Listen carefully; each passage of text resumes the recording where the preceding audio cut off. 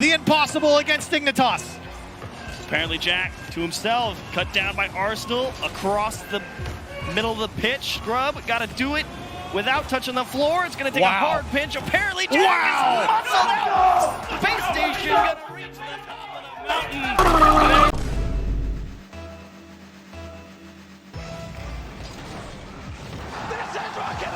Hello ladies and gentlemen, and welcome back to another episode of This Week on Rocket League. My name is Anton, and this is of course the series where we take a look at all the most crazy and stupid things this game has had to offer over the course of the past week. So what's been happening this week? Someone's building a real life Rocket League car, and I'm not talking about like an RC car or a 3D model or whatever this is. Danger, danger. I'm talking about a real car that you can drive. FLuuMP posted a video about the so-called Project Octane, where a group of engineers are trying to build a real-life sized drivable Octane. I mean, the Octane's cool, but personally I would have gone for the Scarab or the Dominus.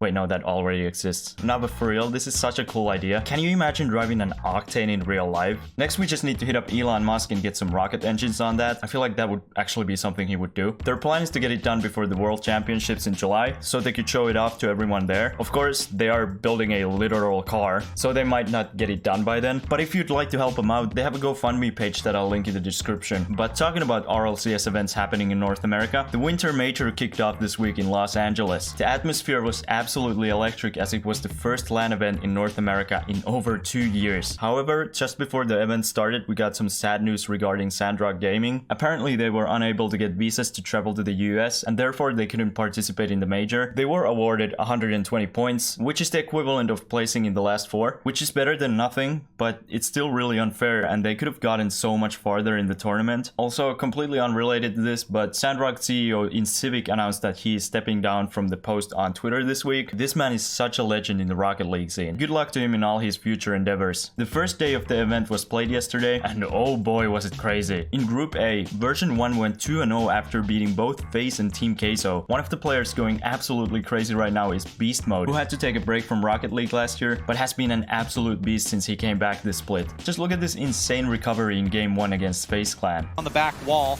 have really paid off for version 1. That's another one over the back line, and a huge miss, but a second touch! Beast Mode somehow scores it in 25 seconds of overtime! Welcome to Beast! Team Queso and FaZe both went 1-on-1 as they each beat Detonator. It wasn't all bad for Detonator though, as they managed to win the first ever game by an APAC team at an RLCS LAN event after they beat FaZe Clan 3-2. It wasn't very great for this guy though, as he made a bet that he would shave his head and etch the Detonator logo on the side if they won a single game at the LAN. Okay, since we're making bets now, I'm going to shave my head and etch the Semper logo on the side. If Harry Maguire can explain to me what a flip reset is. Speaking of Semper, looks like they aren't coping too well with being left out of the tournament. Over in Group B, we have the current world champions, probably the most popular team in the whole world. I mean, based on their track record, they could lose every single game in the group stage and still somehow make it to the grand finals. Besides Furia, Endpoint also went 1-0 as they beat Random Number Generator. Over in Group C, Team BDS and G2 Esports will fight over the top spot in the group and a spot in the upper bracket later on today. Likewise, Evil Geniuses and Team Secret will be fighting over who gets eliminated. As in, if you win, you don't get eliminated. Obviously, you don't want to be eliminated. Team BDS beat Evil Geniuses in the second round in an insanely close series that included a 10-minute overtime, which is the longest overtime in LAN history. Moving on to Group D, which now only has 3 teams after Sandrock Gaming couldn't participate. We had an insane series between Dignitas and Spacestation, where the former completely shut down the latter in the first 2 games, but then Spacestation stepped up their game and completed a reverse sweep. I guess apparently Jack got carried away thinking about all the fish and chips he was gonna have. Chorius was already planning the next sandcastle he was gonna build, and Scrubkilla, I don't even know. That's not even edible.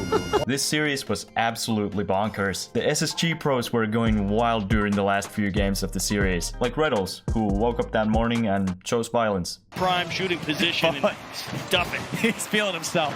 He's like, yeah, that was me. There's I 2. put that one away. There's Daniel. How about it? As Spacestation. But that's it for day 1 of the Winter Major. It'll continue throughout the weekend and finish on Sunday. I already know the rest is going to be absolutely wild. Who do you think is gonna win? Tell me in the comments down below. In other Winter Major news, you can now watch the Winter Major in Fortnite. I mean, thanks Epic Games for this, but there's also this place called twitch.com. So yeah, you can now watch flying cars play football as Thanos and do the L dance whenever your team scores a goal.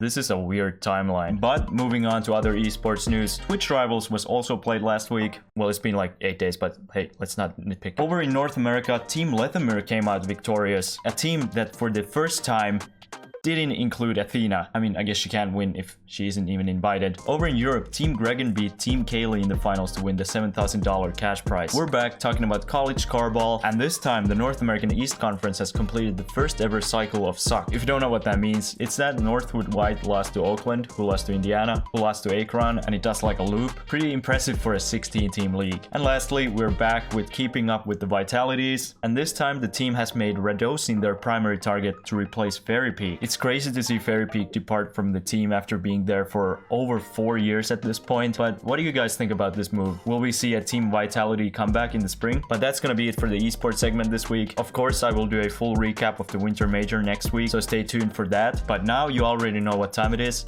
Let's check out what the community has been up to.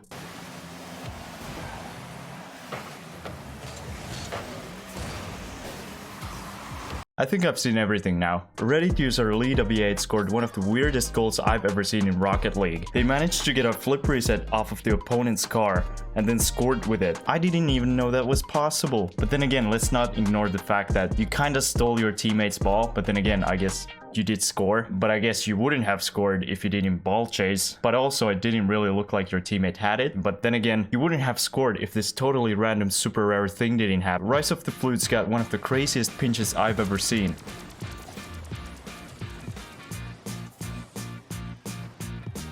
Cool, but I mean, this wouldn't have happened if you weren't in the completely wrong position. Clearly, the best way to get clips is to just not rotate. RightInYourMam got into this intense Rule 1 in a hoops match. Now for the segment some of you have probably anxiously been waiting for, the I take a look at your clips that you got on Rocket League segment. Branding is in my strong suit. First up, we have a clip from Vert, who scored this beautiful double tap to take the lead for their team. V9 Kenneth baited his opponent into thinking he was going for a shot, but then he went for an air dribble instead. Luke again invented a new dribble. The game will never be the same after this. Rose's car seemed to have had a seizure in the middle of a game. Chain dashing was never easier, holy. Lycanite scored this backwards musty flick double tap goal.